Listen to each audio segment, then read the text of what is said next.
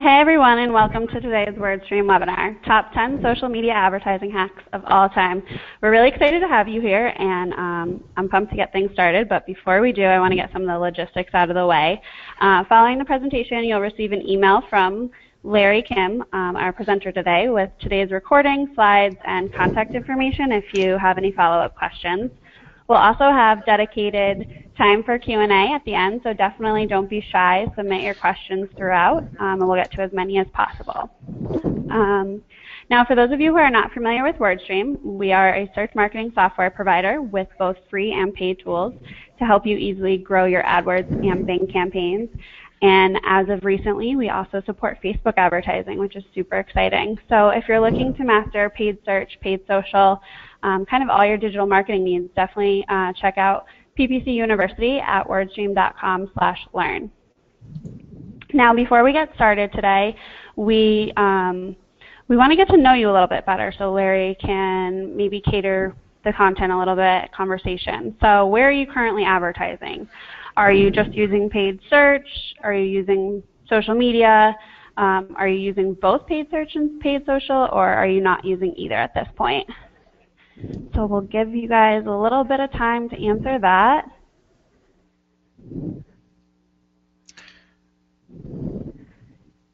All right, so I'm going to close the poll out and share the results with everyone.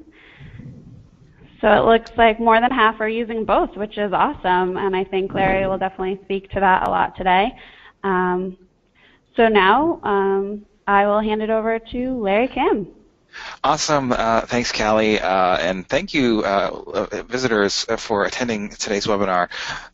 Before, we're talking a lot about Facebook and social media advertising today, but I just wanted to introduce myself quickly with 3 random facts. Well, firstly, I'm from Canada, originally from a city called Winnipeg, which is famous for being colder than Mars for roughly half of the year. And later, after college, I moved to Boston because the weather is so great here. And here are I cannot see the slides. Just a second here.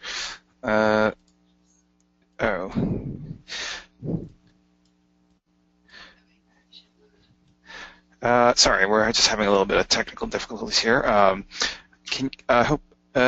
Yes, so we're good to go here. We're kind of trying out this new webcam thing. So yeah, after moving, I moved to Boston after graduating because the weather's so great here. And I just wanted to share you some photos from last February. Thankfully, it's much warmer this year. I live in Harvard Square in Cambridge. It's famous because a lot of big companies, tech companies, were founded here. Maybe you've heard of Microsoft and Facebook. They were both founded in Harvard dorms around here, and also it's where I founded WordStream back in 2008. Originally working out of a Panera Bread because of the free Wi-Fi and unlimited Diet Coke refills, very, very valuable. And later, we've grown considerably, I would say. We're a company employs about 200 people, and we manage about $500 million of ad spend for over 10,000 customers worldwide. So number 2, crazy fact, I'm an expert drone pilot. Here's a photo that I took in October of a lake near my place, and I have over 100 sorties done, and I have yet to injure or kill anybody. And number 3, I am a dad, a relatively new dad. I have a 1-year-old kid named PPC Kid, and you can follow his adventures on Twitter if you search for PPC Kid. All right. So enough about me. Let's get back to the topic today, which is paid social ads, and I'm going to try to make a case for why you should be adding paid social advertising to your digital marketing mix. A couple of reasons come to mind. First of all, people spend a ridiculous amount of time on this thing, an hour a day, something like that, and 1 billion people logged in yesterday. Facebook, of course, if you have a Facebook business page, that's great. However, all those people who opted into your page updates by liking your business page, typically less than 0.5% will actually see those updates unless you're using sponsored posts. a lot of people use social media advertising for content marketing, like to promote blog posts or promote offers. And so just this idea here is that most of the stuff that you produce goes nowhere. Here at WordStream, we produce a lot of blog posts, and less than 5% of them generate most of the page views and shares. And so, wouldn't it be so cool if there was a way to increase that visibility by paying to promote things? A couple other reasons, if you're only relying on PPC and SEO, like search engine listings for driving your business, then I guess the challenge here has to do with these text ads aren't necessarily very powerful branding mechanisms, like in terms of being able to get people to remember or inspire people about your brand.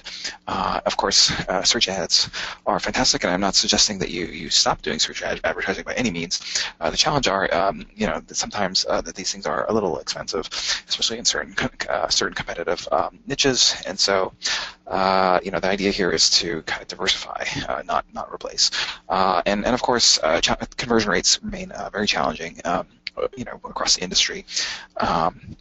It's typically 1 or 2%, and wouldn't it be so cool if there was some way to increase these conversion rates? And so I guess what I'm saying here, it's on one hand, PPC, social media marketing, content marketing, whatever you want to call it, it can be a little frustrating, and even actually, I didn't even tell you about the greatest problem or challenge that I think that we're facing here, and that is sort of this notion that the greatest strength of PPC search ads is also its greatest weakness. So what do I mean by this?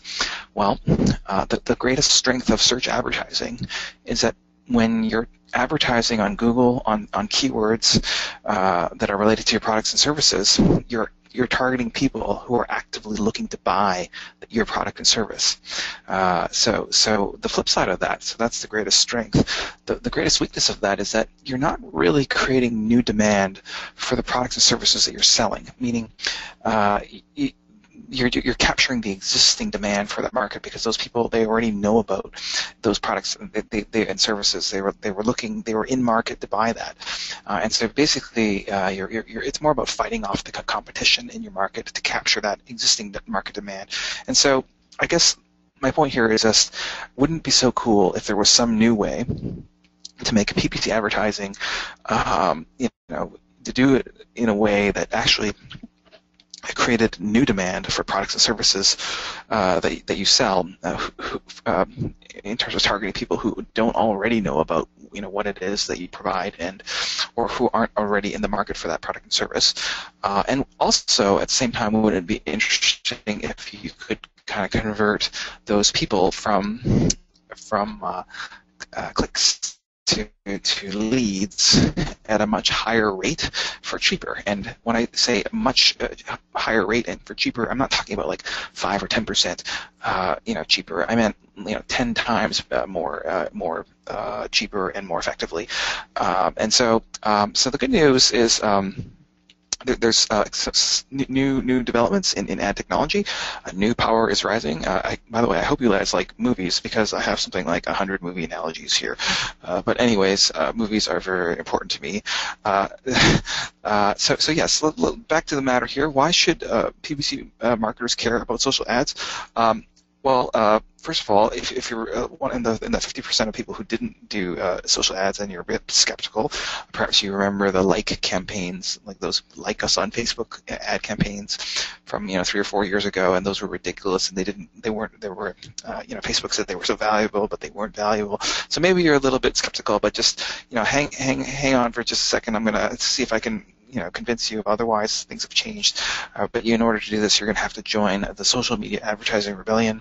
And so guys, basically here's what I'm talking about. So direct conversion, that's like the search ads, going after the people who are actively looking for their products and services.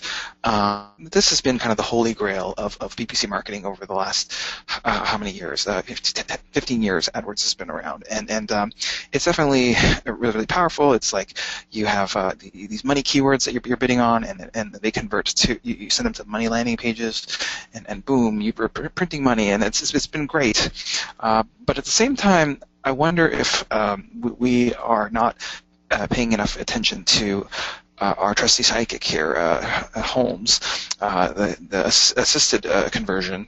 This notion of maybe we could benefit from additional focus and energy and attention on the sidekick here. And so I want to talk a little about this concept called indirect conversion via social media, paid social media ads, and how this works as opposed to direct conversion from search engine ads. So there's two things that paid social ads do fantastically well. The first thing that it does is it builds up your brand. All right. So what we're going to do is we're going to, create interesting content, and then we will promote and amplify that content on social media, on Facebook, and then we're going to tag people who then consume that content. So it's the most scalable and cheapest way to get tons and tons of people to consume content that you've produced. The second really interesting thing that social media ads do is that it allows you to then take those visitors and actually convert them into leads and sales for your business. Now, the way that we're going to do this is not by marketing to everyone who visited your site and consumed your content, but rather we are going to be very smart about this and apply very, very targeted filters for behavioral, demographic interests, those types of filters, so that we're remarketing to a very, very narrow segment of those people. And to that narrow segment, we're going to be targeting display social ads and use something called RLSA to promote our actual offers, like the things that we're trying to sell. And when you get this working, it's like printing money.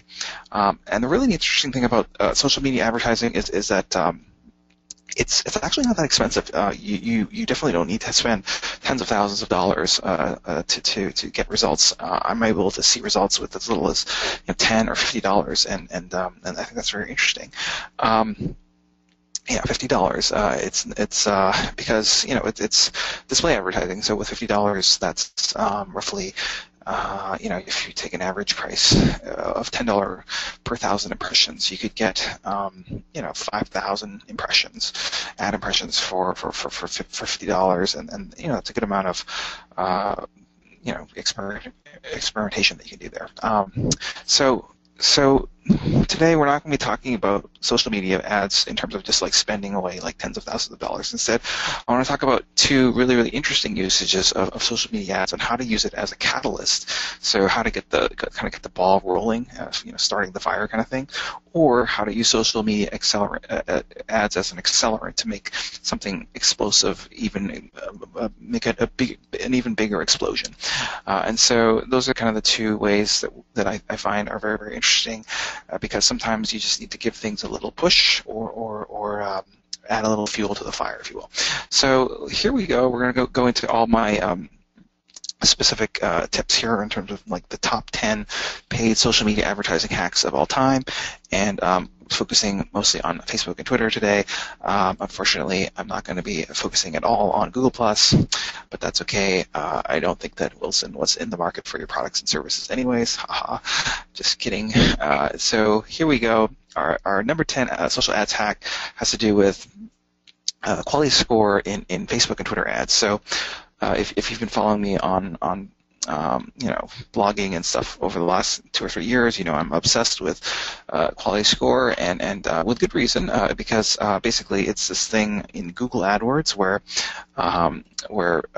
Google invented this. They need to usually when someone does a search on a keyword, there's usually multiple advertisers that are interested in the same keyword, and so Google has to decide which advertiser should I, give the top ad spot to, and how much should I charge them when someone clicks on that ad? And it's not just a pure auction where the highest bidder gets the top spot. It's based on the relevancy as well as the bid amount from the from the interested parties. So when Facebook came up with their ad auction, call it 4 or 5 years ago, they came up with something similar. They said, "Wow, that quality score, I think from Google, is very, very interesting. We should copy it," and they did. They copied it. It's called a relevancy score, and basically all it is the higher the relevancy or higher the engagement of the post that you're looking to promote. So engagement could be things like people clicking on the links in those posts, or liking it, or sharing it, or commenting, on those posts, minus any negative engagement. So if people are reporting it as being obnoxious or spam, that would be negative engagement. And so basically, the higher the positive engagement for your posts, the higher your relevancy score.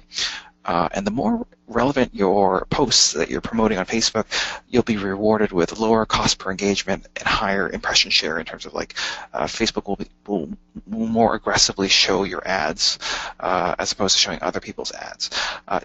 Twitter, same idea. When they came up with their ad platform, 3 years ago, they just copied to Facebook because that was such a great idea. And Facebook, of course, copied Google. Basically, in Twitter, it's called a quality-adjusted bid, and so the higher the relevancy, recency, and resonance of the tweet that you're looking to promote, the lower your cost per engagement, and the higher your impression share will be. So. Typically, what happens when people start their first social media advertising campaign on Twitter or Facebook is, they tell me, "Larry, I tried it out. I promoted some posts.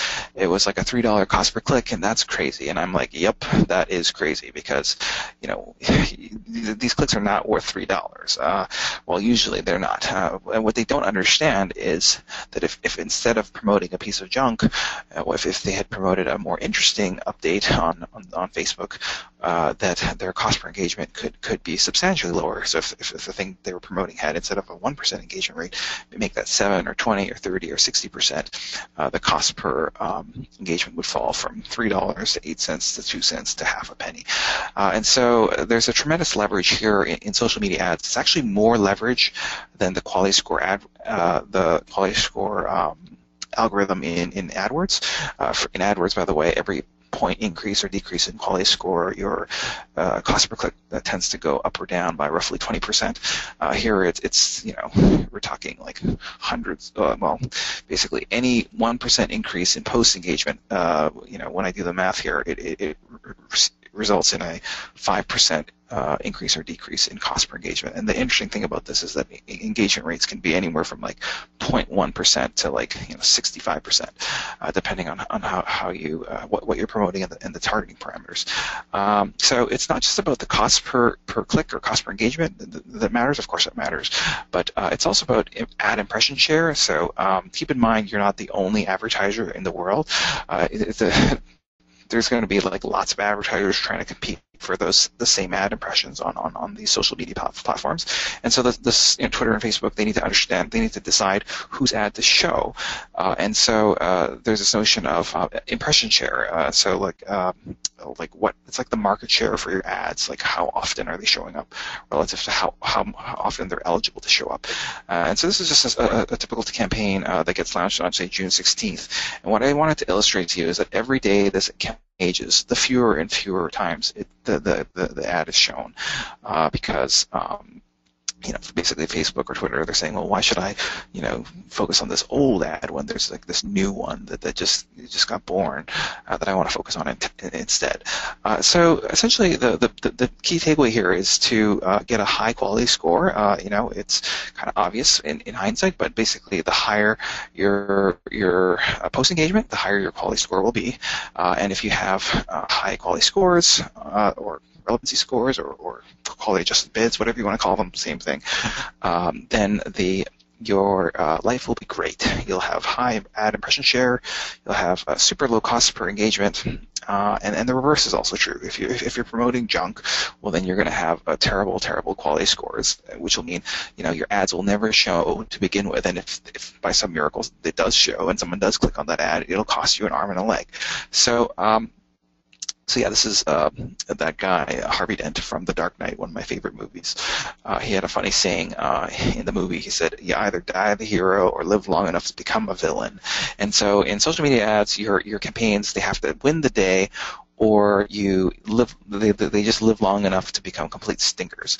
And so the worst thing that you could ever do in social media advertising, and this is really, really important, guys, the worst thing that you could ever do in social media advertising is say, oh, I have $1,000 to advertise this month, and I'm going to say I have 10 posts to my Facebook wall, and I'm going to equally divide the budget, into 1/10, so $100 each, and then promote each post for $100. No, that's terrible, because instead, what you should be doing is you should just be, not promoting at all the junk and going all in on those top one or two posts.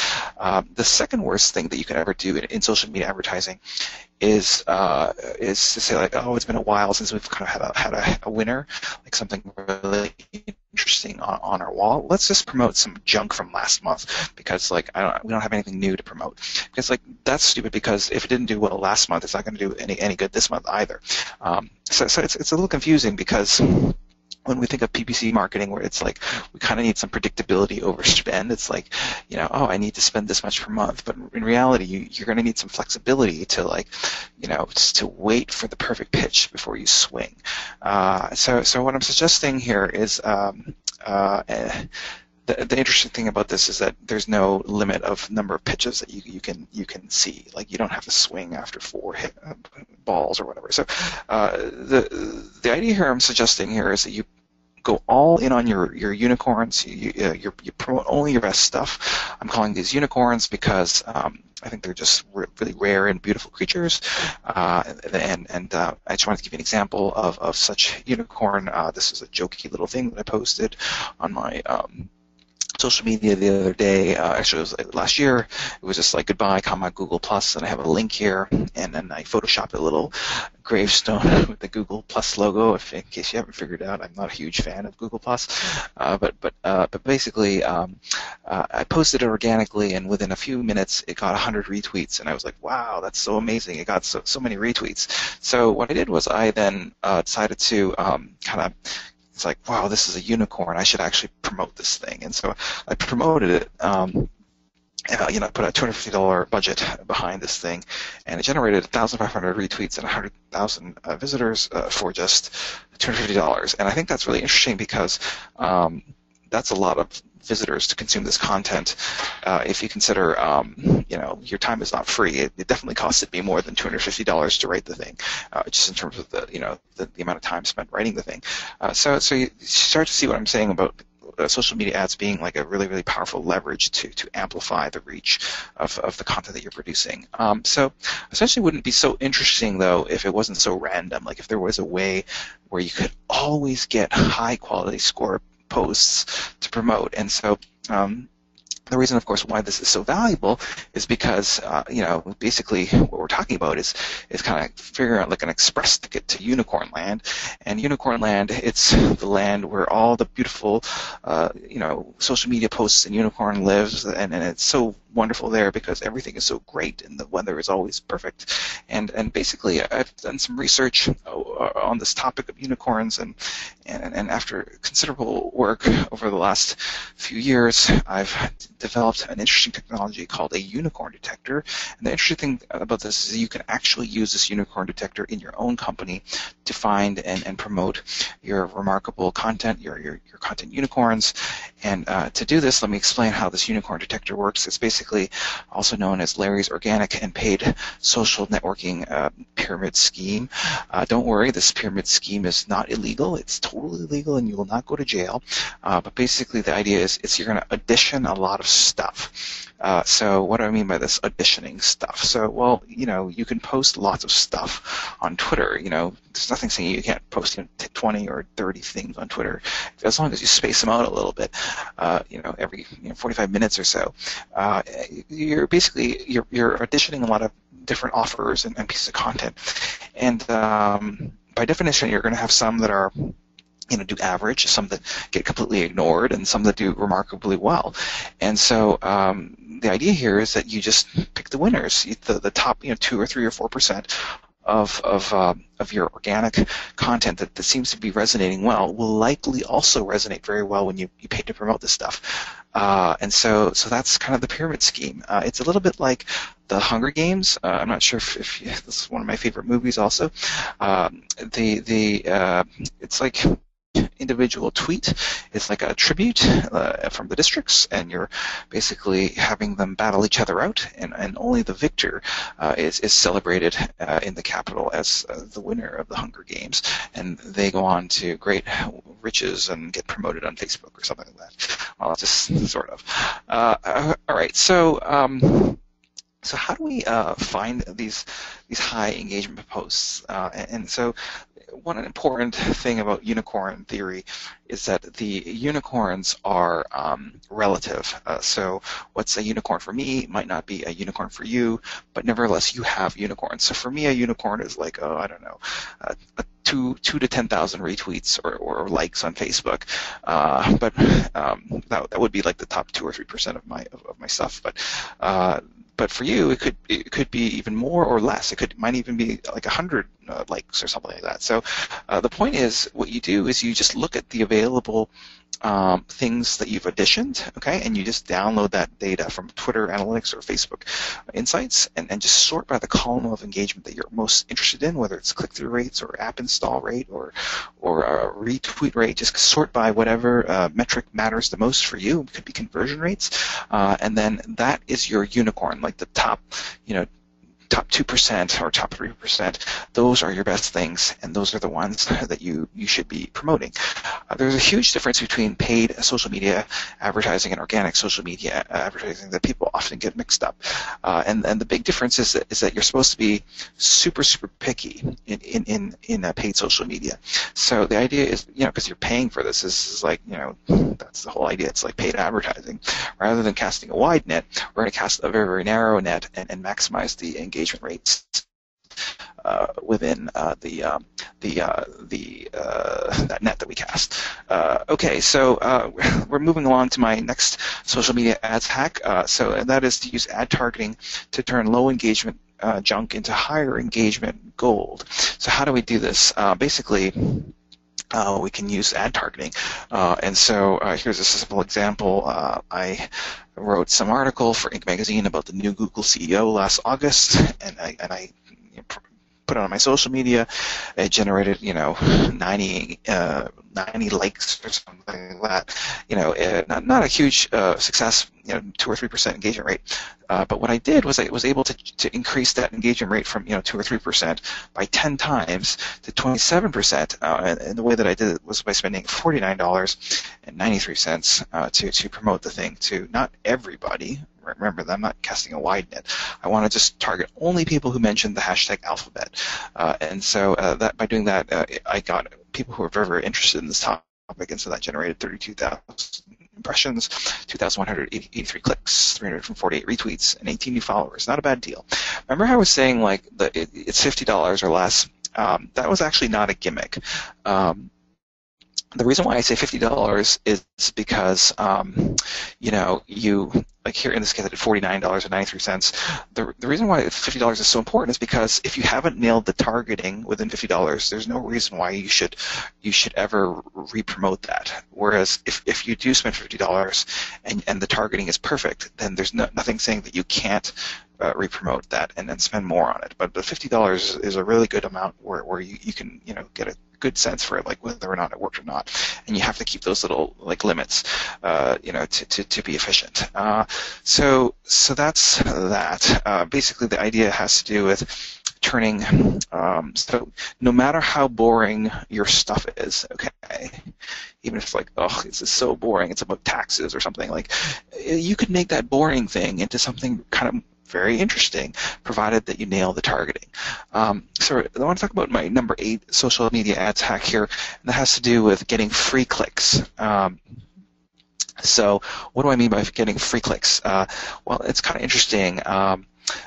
people are confused about social media advertising. What they don't realize is that when you pay for social media advertising, you're paying for only the things that are directly attributable to your ads. So, like, if I pay to promote something in Callie, our moderator, if she likes that thing on Facebook, and then that people then I have to pay for that. But if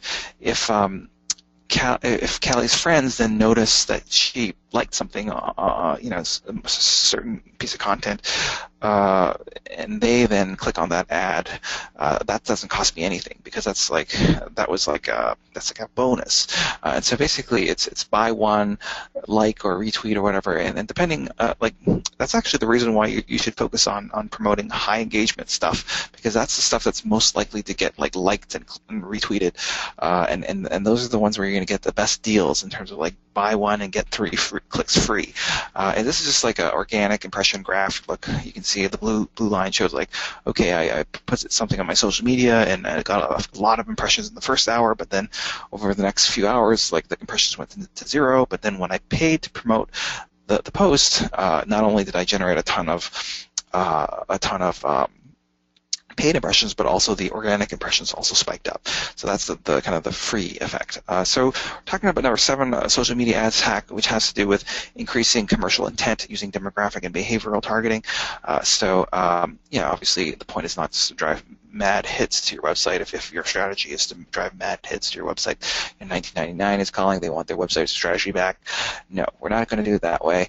What we want to do instead is make it so that the clicks that we're paying for are coming from people who are actually qualified and likely to buy the products and services that we are hoping to sell in the end.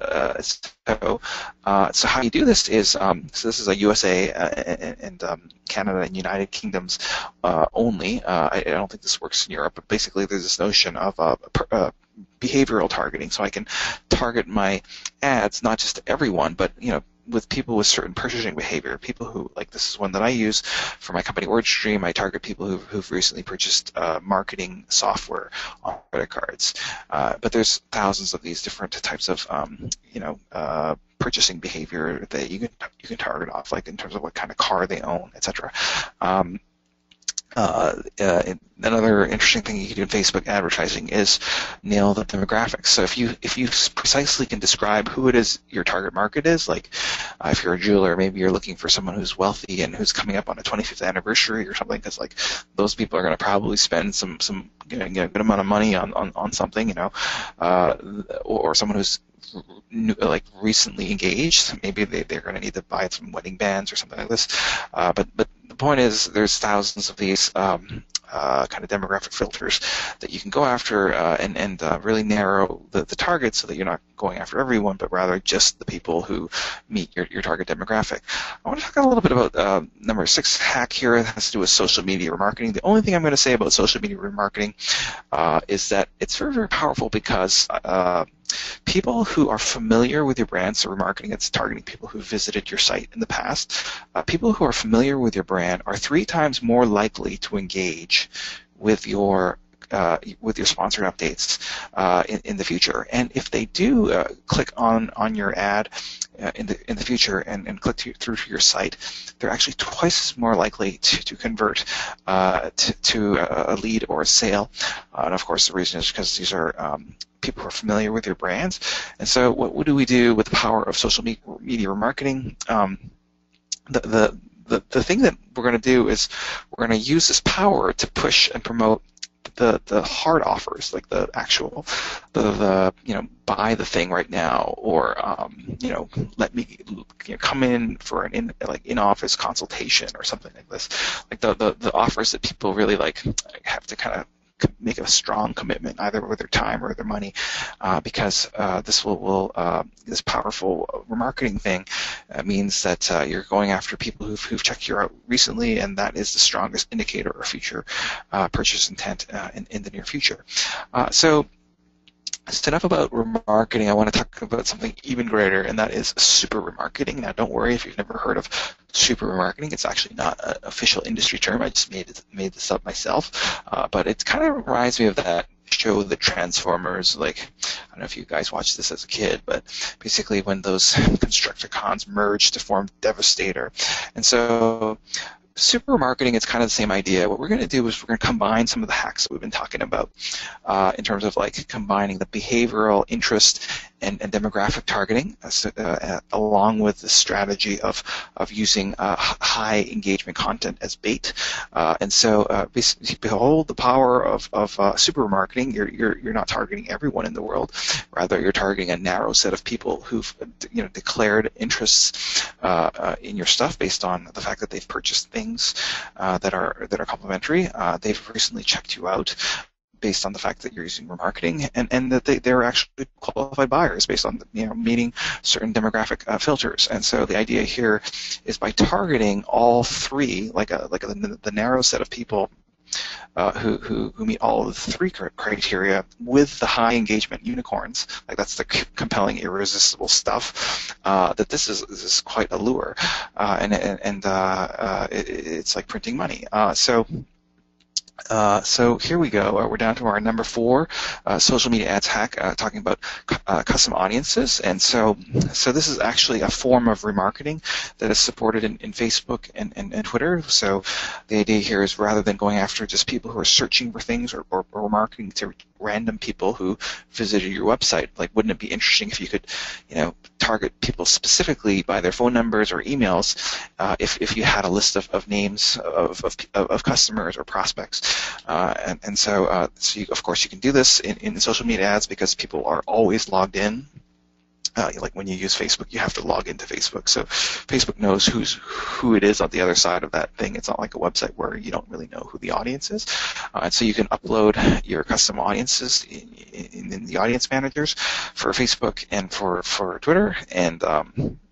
And that's kind of interesting because it makes this whole thing feel a lot more like email marketing, but it's a whole lot better. Like, just to give you an example, say I had an email blast that I wanted to blast the WordStream list, like, hey, I'm speaking at some conference, I need to blast the people who live in London or something, and if I asked my marketing team for this, even though I own the company, it's like they'll be like, whatever, Larry, it's like the next opening is like 6 months from now.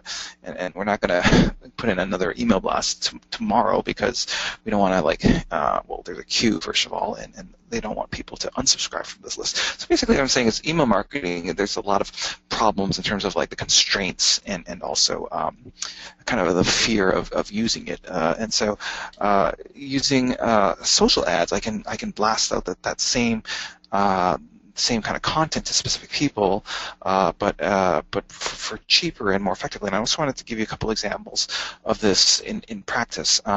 So as you know, I'm a blogger. So here's a blog that I did a little while ago. It has to do with Google Plus and Gmail integration being decoupled. And I thought that was kind of a big deal because before that, they were like making a big deal about how they were integrated and you needed both. And so the reverse is also true. It's like you don't need them.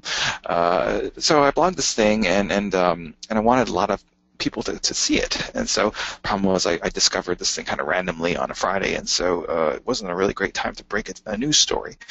So of course I shared the thing on my Facebook and my Twitter.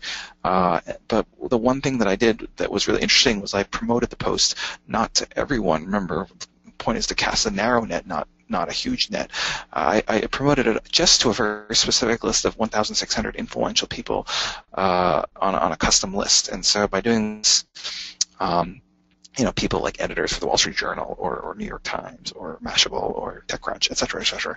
And so by doing this, the story then got picked up in marketing land within just 2 hours, literally. So it's 7 p.m. I think I published it at 5, and so see that blue underlined thing, Larry Kim, the WordStream blog. That's a link. It's kind of a big deal if you're an SEO because you're trying to get all these high value mentions and press links. And so the interesting thing was that was just one press pickup.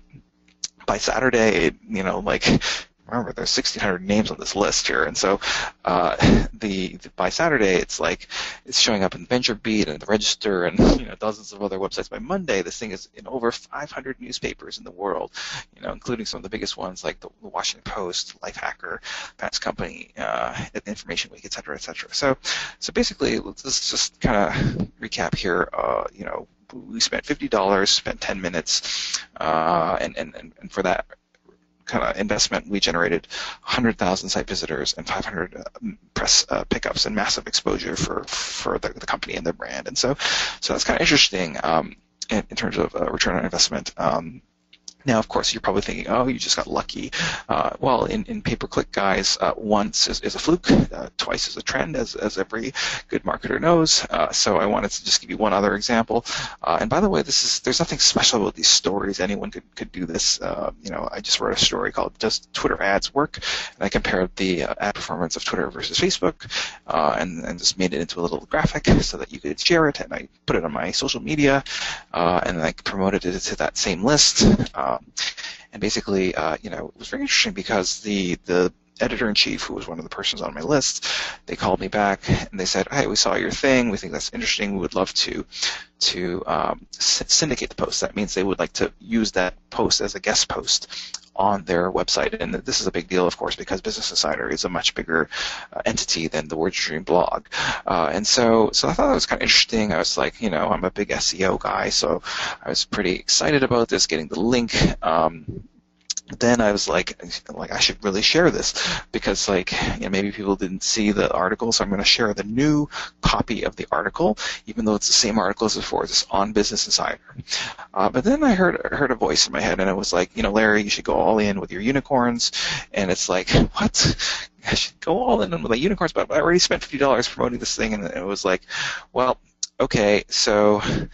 All right, I'm going to, even though I've already promoted this thing, I'm going to just use the force and just kind of re-promote and spend another $50 here. And then within an hour, I got this email from Fox Business News, and they're saying, hey, hope you're doing great. We saw this article on Business Insider. We'd like to send you a car and pick you up for a segment on Fox Business. And so the next day I'm on TV on the Fox Business channel. Guys, this is like 1 million people watch this business channel. It was a 4.5-minute segment. That would have cost me hundreds of thousands of dollars to buy that much in commercial ads, like TV commercial ads. So this is tremendous exposure.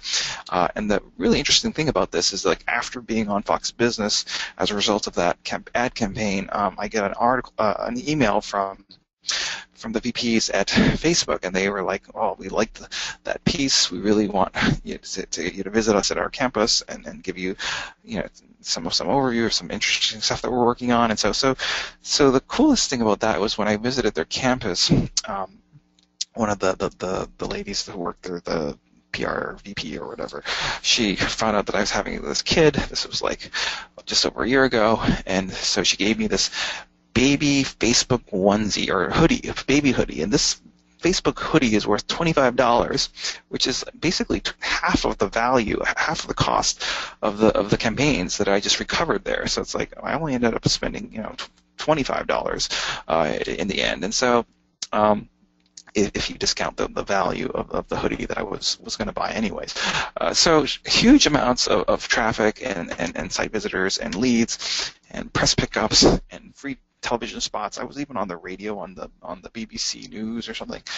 So pretty interesting investment. And maybe even if you're not into content, maybe your company doesn't do a lot of blogging, maybe you're just an e-commerce company, nothing wrong with that.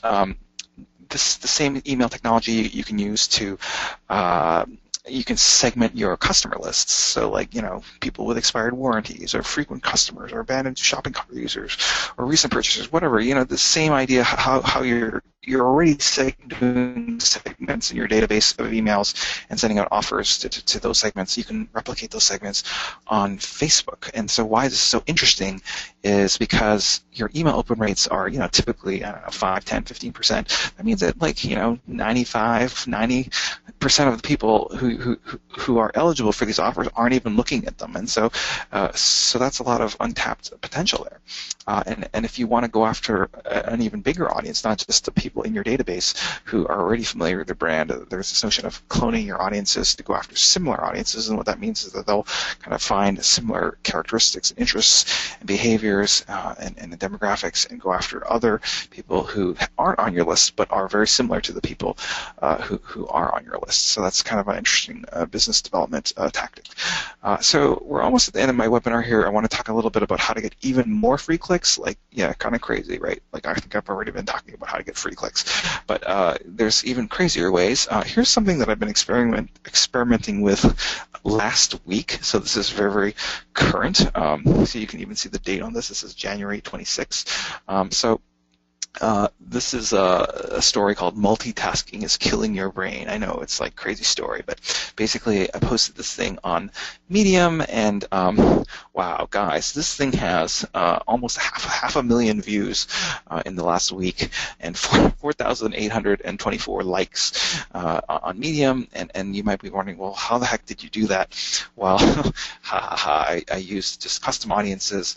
I just scraped the Medium website for active users, scraped their Facebook and Twitter IDs, and then I spent $7 promoting a story to these people who use that platform, and then they hearted, they liked that story, and then I got once you get 200 people to like your story, then it gets to the top stories, and then once it gets to the top stories, everyone says wow, that's so amazing. And so it just you hit this jet stream and escape velocity, and it's remember I was saying earlier, you need to use this as either a catalyst or a accelerant. So this would be an example of using Facebook ads as a catalyst to get the ball rolling, and once it starts rolling, then you're good.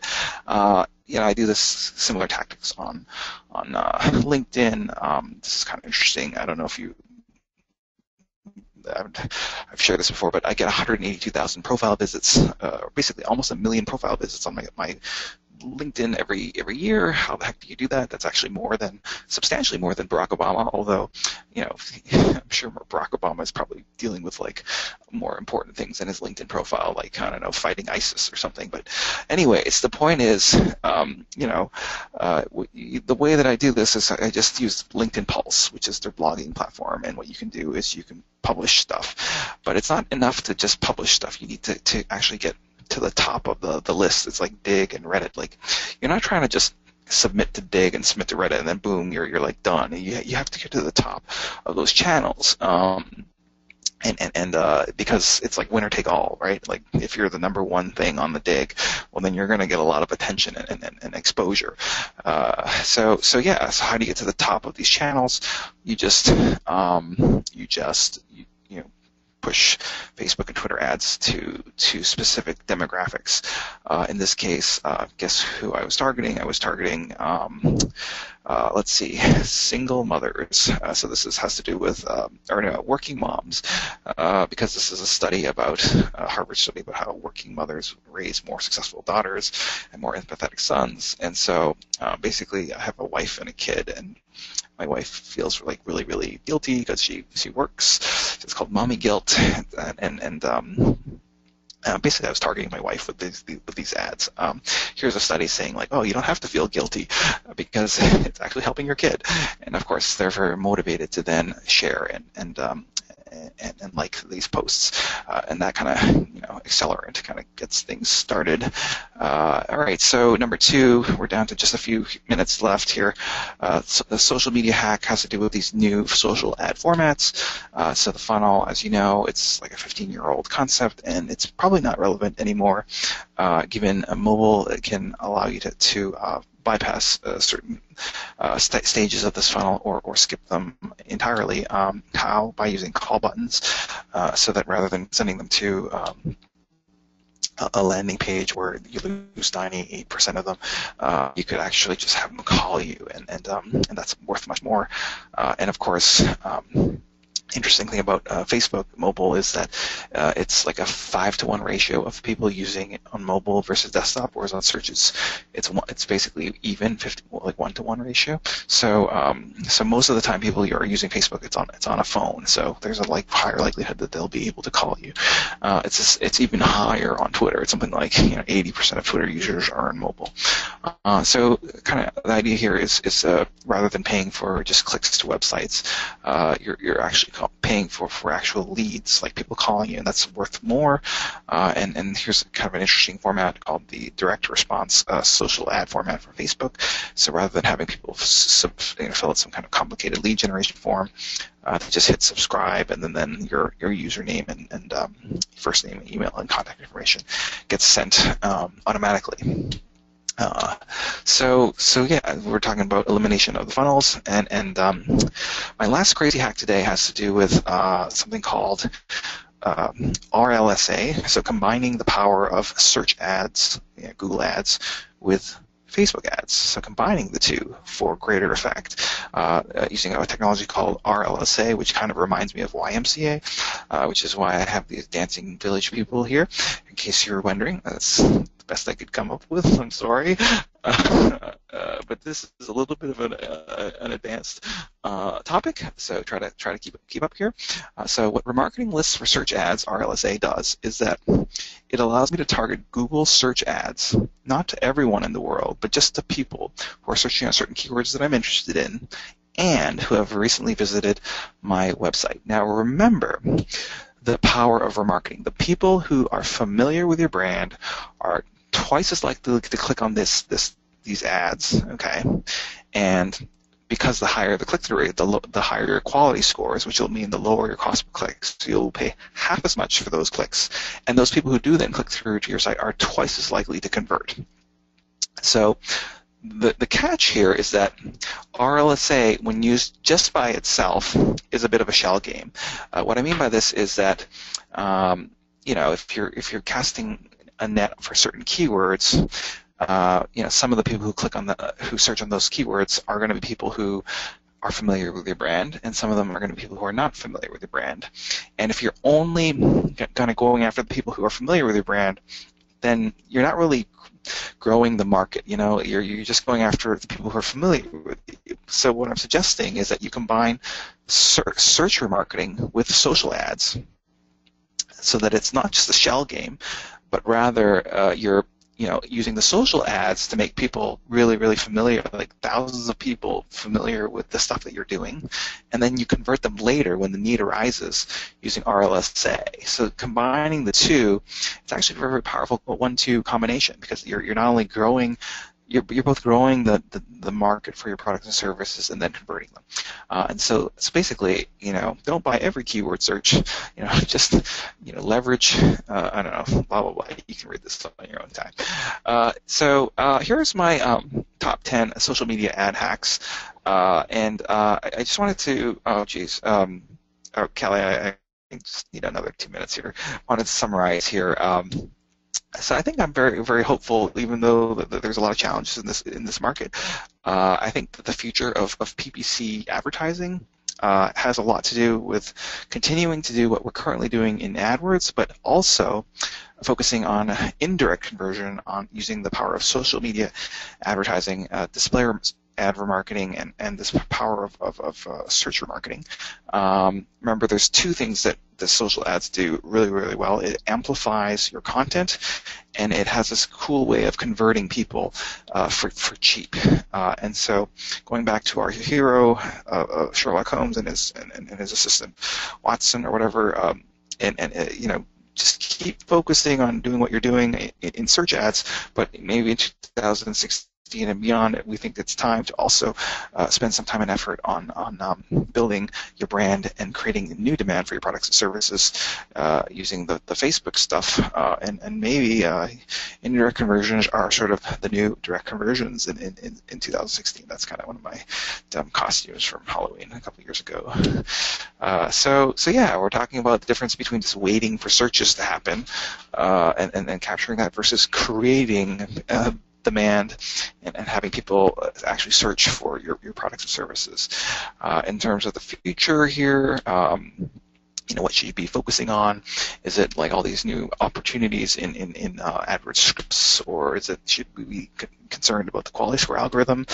I think it's marketing. So like of all these stories that I've been telling you today, there's always some kind of a inspirational or memorable story that's kind of at the core of these campaigns, which then gets amplified by the power of PPC. But somehow along the way over the last 10 years, the marketing, the pay-per-click marketing, has become ridiculously focused on the technical aspects of PPC, like match types and impression share and blah blah blah, bidding and all this stuff. This is very important stuff, but I'm just suggesting that we not forget about the marketing element. And so that's all I had today. Go home, find your unicorns using the tools and tactics that we talked about today, and be a unicorn in a sea of donkeys. And and so that's all I had. Callie, do you want to run the poll? I know I'm a couple minutes over. I'm sorry about that. No worries, Larry. That was awesome. Great presentation. So like Larry said, we have some special offers for you today. The first is a free personalized live demo of the WordStream Advisor. So we'll have a consultant walk you through how using WordStream can help you easily grow not only your Facebook advertising campaigns, but your AdWords and Bing campaigns. You can manage all under one roof, which is pretty cool. The second option is a one-on-one AdWords assessment with a certified consultant. So they'll walk you through how your AdWords performance is, show you where you have room for improvement, and what you're doing really well. And then if you're all set, just let us know that as well. So I'll leave that up for a few minutes. And then I think we have time for maybe one or two quick questions. So the first one, Larry, is when targeting, it shows that, like in the examples that you showed, it showed that a number of people, like the number of people you could potentially reach. How large should that number be? This person in particular has heard that you should target 1 million or less so that it's highly targeted.